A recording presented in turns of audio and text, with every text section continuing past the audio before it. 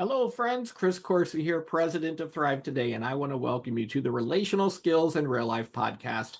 Today's topic is on identifying low energy emotions. That's right. How do I get really good? And what is the value of identifying low energy emotions? So, today we're going to look at this topic and we're going to explore a little bit about how to better be the people that God created us to be as we recognize those energy zapping emotions. But let's review a little bit about emotions to get some context for why emotions are important. Emotions are signals that tell us something needs our attention right now. They alert us that we need connection, and this connection builds security and stability. So emotions should draw us together, and emotions should improve our relationships. And for many of us, that's not our experience with emotions. We just prefer maybe to avoid emotions or sidetrack to more manageable emotions. I know I spent most of my life doing that. But emotions are responses from our body and our brain that produce a specific response. And this response is meant to be felt, shared, quieted, and calmed, what we call the FSQ process. So, how well we manage our emotions, friends, comes down to a few ingredients. One is what we'd like to call mutual regulation practice. And this means that someone outside of me recognizes I have an emotion. They join me in my upset. They attune with me. They share my upset and they show me how to get back to joy and peace. They demonstrate how do I stay my relational self when I've temporarily lost myself. So this means the greater mind does all the work, does the heavy lifting. And over time, this greater mind guides me on what to do with what I feel until I learn to do this on my own so that then I can better manage what I feel. So a lot of practice with the greater mind strengthens us to be able to do this on our own. And even when we've learned these skills, there are still times we need help to manage what we feel because sometimes big, hard, scary, painful stuff happens. And our examples are another way we learn a lot about emotions. Maybe we've had good examples or not so good, some bad examples in our life. And then capacity is a big issue. Can I carry the weight that I'm feeling right now? And how long can I stay with this? So, capacity is influenced by a lot of factors from how well I slept last night to blood sugar to even the time of day and what's happening in me in my life and my relationships in a given moment. So, sometimes when our capacity is already maxed out, we lose our bandwidth to feel, share, and calm and quiet emotions. And we've all had those moments where we just don't have it in us to manage what we feel. And then there's unresolved pain, or what we like to call trauma, which is, does pain from my past leak into the present, making my emotions harder to manage? Anytime unprocessed pain is loaded into the present, it's going to greatly diminish my capacity.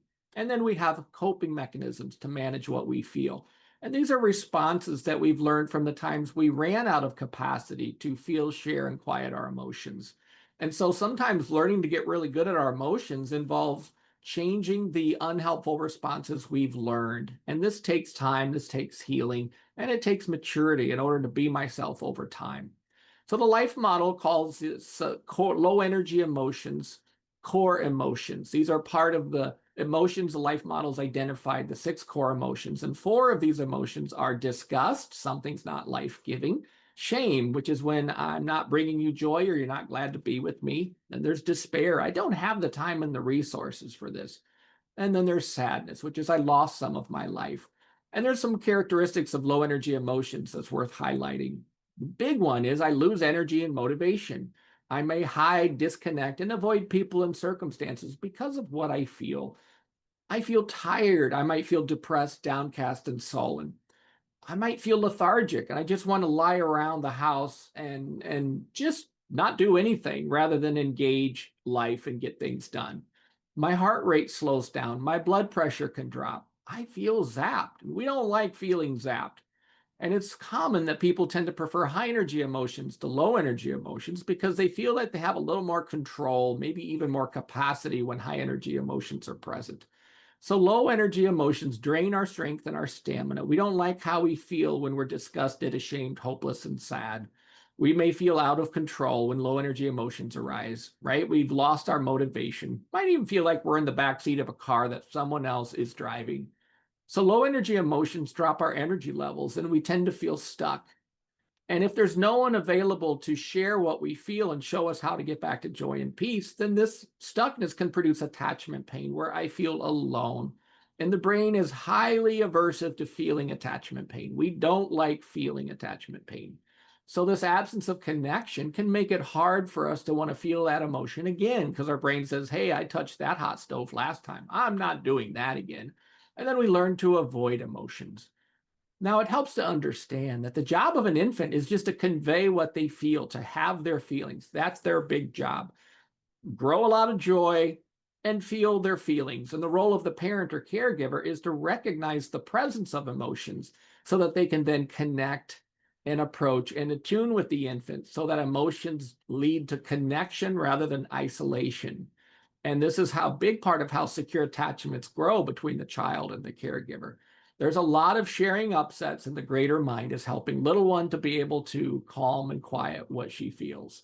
So emotions are designed or meant to lead us to connection, comfort, joy, and relief from the distress that we feel. And friends, just think about what would change in your life and your community if everyone discovered that emotions lead to connection and comfort rather than isolation, reactivity, or even addictions. What would change in our world if we all knew how to get back to joy and peace? It would change the landscape of our communities and our churches. Imagine if politics included, the skill of people knowing how to get back to joy and peace from their upsets. Instead of amplifying the distress, we would be able to feel it, share it, and quiet it. So it's the awareness of mom and dad to baby's emotional state that really creates safety for baby to explore the world. And this bond strengthens connections in baby's right hemisphere. So low energy emotions activate the parasympathetic branch of our nervous system. And this is really the brakes on the car, where we stop, where we slow down, and we conserve energy. Now, think about a child who feels ashamed for a moment. What do they do while they feel some shame? They might hang their head, right? They lose their energy. Their face might flush. They look droopy. They look heavy. They may disconnect. And in that moment, their brain is searching for someone who's glad to be with them to help lift their spirits and create connection so that they can return to high energy joy and peace. This connection rescues them from the low energy shame because they're learning my shame leads to comfort and connection, not isolation. So having another mind care for us and share what we feel and really enter in with what we're feeling is the key to unlock the prison of isolation and attachment pain. Emotions should not leave us isolated or abandoned or rejected. Emotions should lead to stronger connections and better relationships. So there's good reasons why we avoid these kinds of emotions. We might have a lack of examples or poor examples with low energy emotions, or a lack of attunement when we feel low energy emotions, right? Maybe we were minimized or dismissed. Avoidance behavior in other people teaches us that despair, shame, disgust, and sadness are impossible to feel and recover. So we learn to fear these emotions rather than embrace them. And the presence of unprocessed pain that gets activated when we feel a low energy emotion will also make it really hard to process that emotion, because now we've got a pain response rather than just getting back to joy and peace. Well, speaking of getting back to joy and peace, my friend Amy Hamilton has a really good return to joy story from sadness. Let's hear what Amy has to say. Hi, I'd like to invite you to join me in a return to joy story from sadness. So, I had some plans one time and I was really looking forward to them and who I would be seeing. And so I was feeling really joyful about that. And then the plans changed, and I was not going to get to do the thing. And I felt sad. I felt like I had really lost something important to me for that moment. And I felt heavy, felt kind of heavy in my chest. I felt like I wanted to just lie down for a little bit. I felt disappointed, let down. And yeah, my face fell. I didn't have a smile on my face. And so I walked into the living room where my granddaughter was sitting, and she was less than 2 years old. And she saw me and she said, "Oh, made me sad. Made me sad?" And I said, "Yeah, I'm a little bit sad." And her nickname was Doodlebug. And she looked at me and she patted the couch next to her and she said, "Sit right here by Doodle." And I sat down and she climbed up in my lap and she hugged me and she told me that she loved me. And so she was with me in my sadness. And I felt myself begin to smile. I felt the heaviness lift.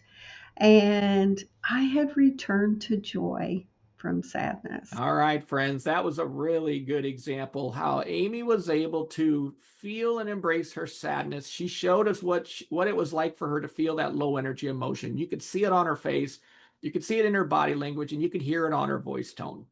So Amy's plans changed. She felt sad about this change. She felt like she had lost something that was important to her in that moment. And her body was feeling the sadness. She wanted to lay down. She felt disappointed. Her face fell. And then she encountered that precious granddaughter who saw Amy was feeling sad and invited Amy to sit with her. What a beautiful invitation for connection. This delightful connection helped Amy better recover from the heaviness she was feeling. Amy returned to joy from sadness, and this connection brightened her countenance and it changed her day. So we can ask ourselves, do I avoid people who feel certain emotions? Or do I disconnect and avoid people when I feel certain emotions? Do I approach people who feel certain emotions? What has my brain learned about specific low energy emotions and how I should respond to other people who are in a specific low energy emotion? So we can think through our ability to feel disgusted, sad, hopeless, and ashamed. Where do you need growth and support? What has your brain learned about these emotions? There may be an aspect of your character that God wants to revitalize and refresh. So you better reflect the heart that Jesus gave you.